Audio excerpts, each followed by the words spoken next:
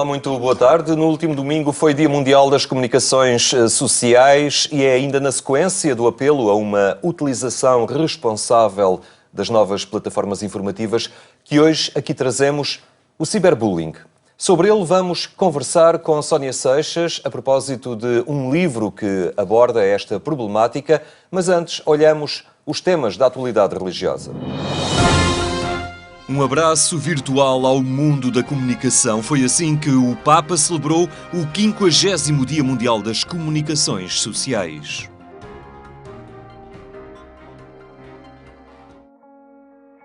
A Igreja Católica celebrou o 50º Dia Mundial das Comunicações Sociais, uma iniciativa que o Papa assinalou com uma inédita mensagem pessoal na rede social Instagram para todos os seus seguidores. A ti, que da grande comunidade digital me pedes bênção e oração, quero dizer-te: tu serás o dom precioso da minha oração ao Pai. E não te esqueças de rezar por mim e pelo meu ser servo do Evangelho da Misericórdia, refere o pontífice argentino num texto escrito à mão que assina Franciscus.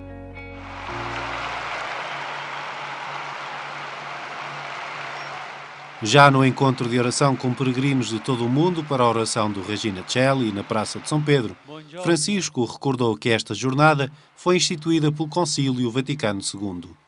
I padri conciliari, riflettendo sulla Chiesa nel mondo contemporaneo, compressero l'importanza cruciale delle comunicazioni, che possono gettare ponti tra le persone, le famiglie, i gruppi sociali e i popoli.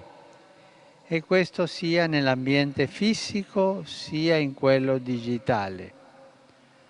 Rivolgo a tutti gli operatori della comunicazione un saluto cordiale e auspico che il nostro modo di comunicare nella Chiesa abbia sempre un chiaro stile evangelico, uno stile che unisca la verità e la misericordia. O Dia Mundial das Comunicações Sociais é celebrado pela Igreja Católica desde 1967, no domingo anterior ao Pentecostes. A mensagem do Papa para a celebração deste ano teve como tema Comunicação e Misericórdia, um encontro fecundo. Entre a misericórdia e a impiedade, é importante saber de que lado queremos estar. O apelo de Dom Pio Alves, na apresentação da mensagem do Papa para o Dia Mundial das Comunicações Sociais. Profissionais da comunicação social ligada à Igreja Católica e muitos jornalistas de outros órgãos de informação responderam ao convite da Comissão Episcopal das Comunicações Sociais para a sessão em que era apresentada a mensagem do Papa para este Dia Mundial que a Igreja assinalou este domingo. Uma mensagem centrada na misericórdia que levou o presidente da Comissão Episcopal das Comunicações Sociais da Igreja Católica a lamentar a ausência de misericórdia que hoje marca os média e alimenta a cultura de exclusão na sociedade. É notória a dificuldade, quando não a incapacidade, para reconhecer erros ou insuficiente razão. A verdade que sempre se deve procurar é, às vezes, usada como arma de arremesso. O erro e o seu combate, contudo, não justificam o combate à pessoa que erra, ou dito com palavras do Papa Francisco, a palavra do cristão, mesmo quando deve com firmeza condenar o mal, procura não romper jamais o relacionamento e a comunicação. No legítimo interesse de quem quer estar informado, Dom Pio Alves diz que importa clarificar opções editoriais. O importante é saber de que lado queremos estar. Da inútil sobrevivência a prazo, a qualquer preço, ou do lado da construção de pontes que possibilitem a união da humanidade na sua rica diversidade. Do lado da imposição de um pensamento tendencialmente único, sempre empobrecedor, ou do lado da apresentação dos factos, tão objetiva quanto possível, assumidamente distinta da sua leitura. Por elementar respeito para com os consumidores, no mínimo exige-se que estas opções constem com clareza dos respectivos estatutos editoriais e que depois se cumpram com fidelidade. E não é, obviamente, aceitável que estas supostas opções sejam fixadas normativamente por uma qualquer entidade exterior, por mais estatal que seja. A sessão decorreu na Santa Casa da Misericórdia de Lisboa. Na ocasião, Pedro Santana Lopes sublinhou a importância de uma informação positiva. É bom que reflitamos na força intrínseca das boas notícias, o que, como sabemos, é algo muito raro também no mundo de hoje. As más notícias estão sempre à frente das boas notícias. É bom que reflitamos também no poder da visibilidade do bem praticado sobre a velocidade dos dias. O desafio da mensagem de Francisco para o Dia Mundial das Comunicações levou o capelão da Irmandade de São Roque a lembrar que ela implica uma atitude por parte dos agentes da comunicação. O estarmos aqui reunidos tem que ter também um sentido de empenho e não podemos deixar-nos cair no já alcançado.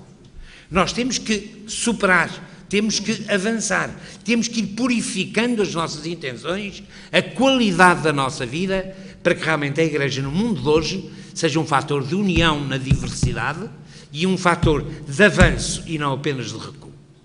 Comunicação e misericórdia, um encontro fecundo. Foi este ano o tema escolhido pelo Papa para o 50º Dia Mundial das Comunicações Sociais.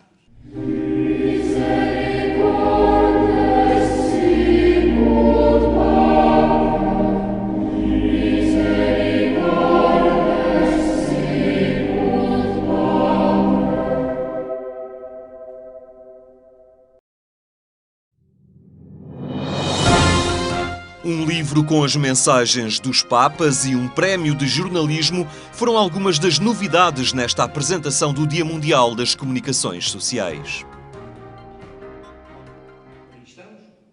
Este encontro com os jornalistas ficaria marcado pelo anúncio do prémio de jornalismo Dom Manuel Falcão. O antigo bispo de Beja é considerado um precursor daquela que é atualmente a realidade católica no mundo da comunicação. Um prémio para atribuirmos, para premiarmos, para sublinharmos, para chamarmos a atenção do exercício da profissão de jornalista no tempo que corre. E para, sejam eles de órgãos mais eclesiásticos, ou menos, ou nada mesmo, mas o objetivo dos jornalistas é o mesmo que o nosso, é a descoberta e a divulgação da verdade. E por isso jogamos na mesma trincheira. Às vezes as coisas correm menos bem, mas todos queremos exatamente essa mesma verdade. E decidimos então criar um prémio, e faltava o batizado, faltava batizar o prémio. E então, do diálogo nasce a paz, não é? E então surgiu um nome que é um nome que gera muito consenso, muita saudade, muito carinho, muita boa memória, o Sr. Dom Manuel Falcão. Para assinalar esta iniciativa foi criada uma edição prévia que distinguiu o cônego António Rego e o cônego João Anguiar Campos, duas figuras centrais no trabalho da Igreja Católica em Portugal, no campo das comunicações sociais.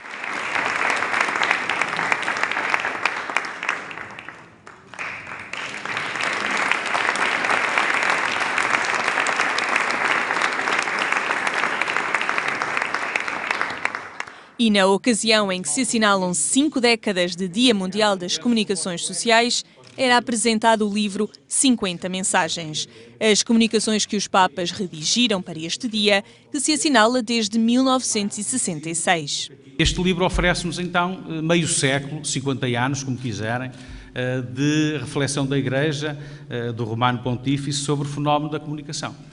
E, aliás, como o Sr. Dom Pio diz no texto da apresentação, é muito interessante ver como cada mensagem e cada tempo valorizam aqueles meios de comunicação que naquela altura, que naquele tempo eram novos, eram mais importantes, e vemos como ao longo dos tempos as coisas vão mudando de lugar, não é? E as importâncias são sempre relativas. A forma como os Papas se têm relacionado com os jornalistas é algo que Aura Miguel conhece bem. A jornalista da Rádio Renascença fez já 86 viagens com os últimos papas e sublinha a forma como o Papa Francisco soube cativar os profissionais da comunicação, mesmo quando estes, por vezes, põem as suas convicções pessoais à frente da realidade, procurando condicionar as respostas. E o Papa Francisco sabe muito bem disso, porque ele é o primeiro a desmontar isto. E a maneira como ele desmontou isto foi logo mudar o esquema das viagens papais, logo na primeira, porque deixou de haver conferência de imprensa à ida. E o que é que ele faz à ida? Saúda-nos pessoalmente, quer mesmo conhecer-nos até ao fim. Portanto, isto agora é um desatino, porque o Papa, além de ser muito concreto, ao mesmo tempo é muito humano, é quase como um pai. E, portanto, ele quer mesmo conhecer-nos, quem somos, de onde vimos, como é que não é, mas não pergunta, ele disponibiliza-se. Portanto, é ver, neste momento, a bordo do avião, em vez da conferência de imprensa à ida, ver o Papa amigo dos jornalistas, literalmente. O Dia Mundial das Comunicações Sociais foi instituído pelo Decreto Intermirifica do Concílio Vaticano II e começou a ser assinalado em 1966 com o Papa Paulo VI.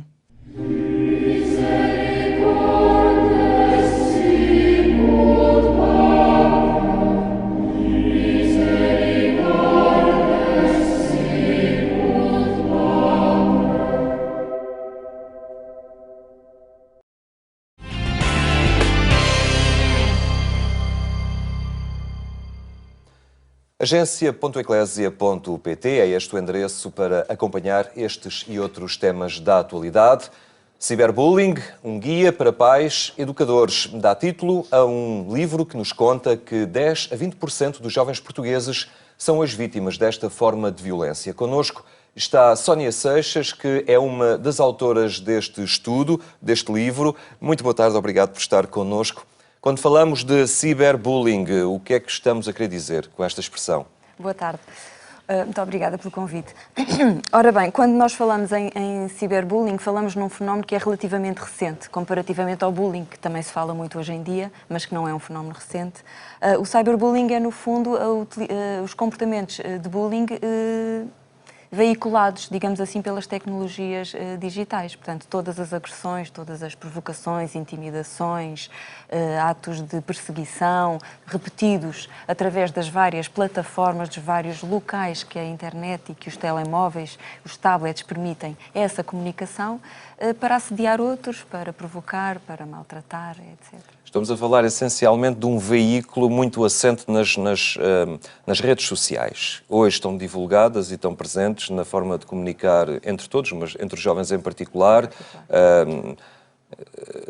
a nível de aquelas mais conhecidas, Facebook, por aí, mas depois... Até os próprios SMS acabam por ser veículos muito potentes de cyberbullying. O cyberbullying não se reduz às redes sociais, ainda que tenha uma expressão muito grande nos jovens. Hoje em dia, de facto, qualquer jovem tem um perfil, 2 ou 3 nas várias redes, nos vários locais por onde eles navegam preferencialmente. E, portanto, são esses veículos que eles utilizam preferencialmente quando se dispõem a querer agredir, perseguir, maltratar um outro colega. Mas não se reduz às redes sociais. Nas salas de chat, e-mails, SMS por telefone, portanto, todas as formas de comunicação na web permitem que o cyberbullying ocorra e se manifeste. Ainda que, hoje em dia, entre os jovens, as redes sociais tenham uma maior expressão. Depois, é uma agressão que funciona dirigida ao próprio, obviamente, e que ele interpreta e recebe da forma dolorosa que é normal receber uma ofensa. Mas aqui há uma outra dimensão, que é a dimensão pública dessa agressão, não é? Como estamos em meios, há mailing lists, as redes sociais, há um leque enorme de amigos, centenas, milhares, e depois são agressões que se tornam públicas, não é? Exato. É uma das questões, nós no livro fazemos muito, até por uma questão de enquadramento do que é o cyberbullying, a diferenciação e a semelhança também, as semelhanças e as diferenças entre o bullying presencial em contexto escolar, que acontece normalmente nos recreios, nos corredores da escola, ou nas imediações, e o cyberbullying.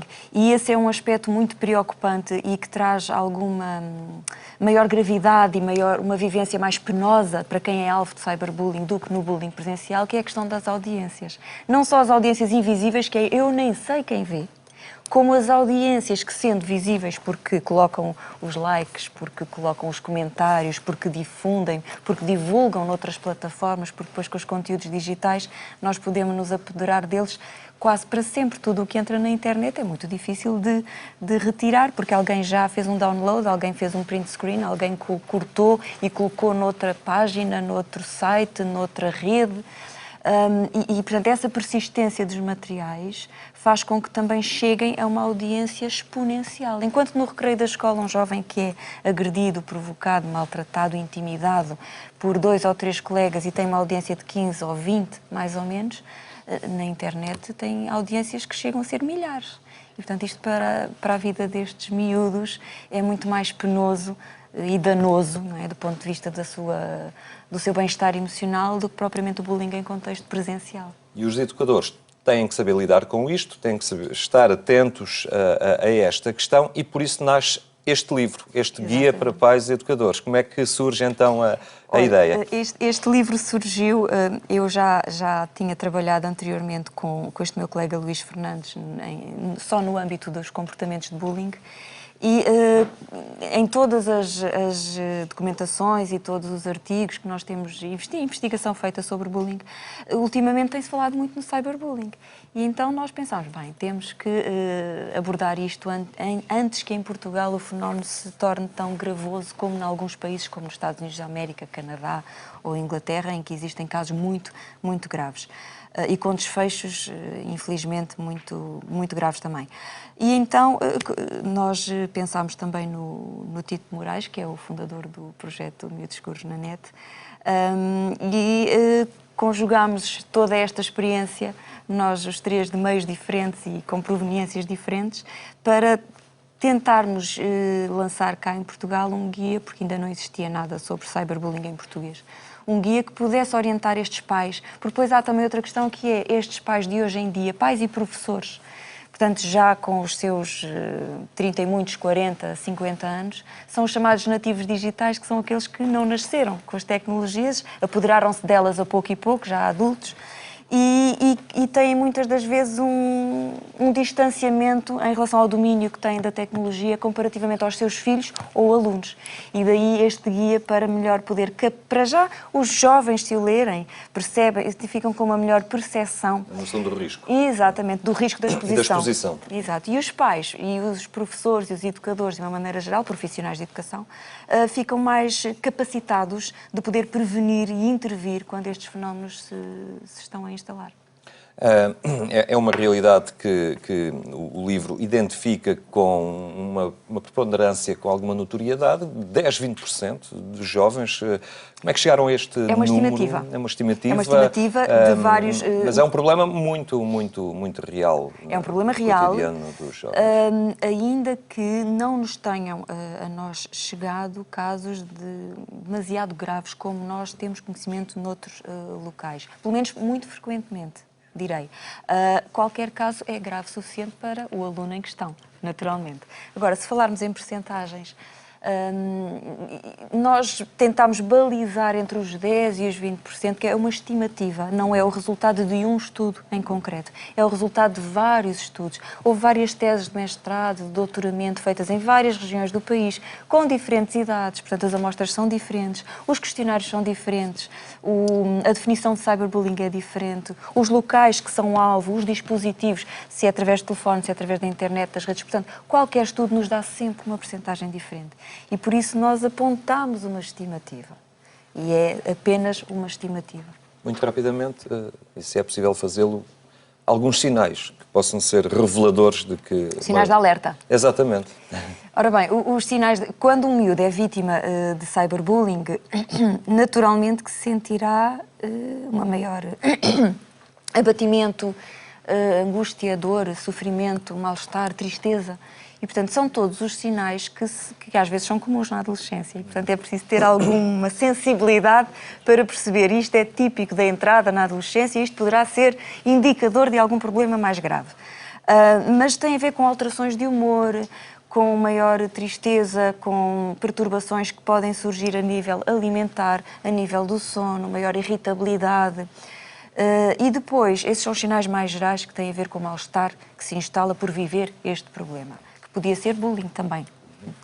Sinais mais específicos no caso do cyberbullying têm a ver com a forma como o jovem se relaciona com as tecnologias e como dela se apodera. E principalmente se houve alguma alteração na forma como ele recorria às tecnologias. Se recolhe os telemóveis, se evita mostrar, ter os ecrãs virados para cima e que ninguém se aproxime, se baixa os ecrãs e diminui as janelinhas para não serem visionadas pelos pais, ou o contrário, se começa a negar o querer andar com as tecnologias sempre atrás e começa a colocar de lado, ou então um abuso excessivo e querer sempre ver o que é que aconteceu e o que é que disseram. Portanto, tem a ver com alterações na forma como ele lida e gera os seus dispositivos tecnológicos. Este livro é, então, um excelente guia para aprofundar estes sinais, que podem ser de alerta, de alarme, para depois tentar corrigir estas situações. Muito obrigado pela sua presença hoje aqui entre nós no programa Eclésia. É o Cyberbullying, um guia para pais educadores, uma edição da Plátano, um livro que acaba de ser lançado e que desperta para uma expressão escondida, mas dolorosa, da violência entre os jovens. A terminar, recordo apenas que mais logo ainda pode acompanhar a edição rádio do programa Eclésia. É na Antena 1 pelas 22h45. Tenha então uma boa tarde, até amanhã, se Deus quiser.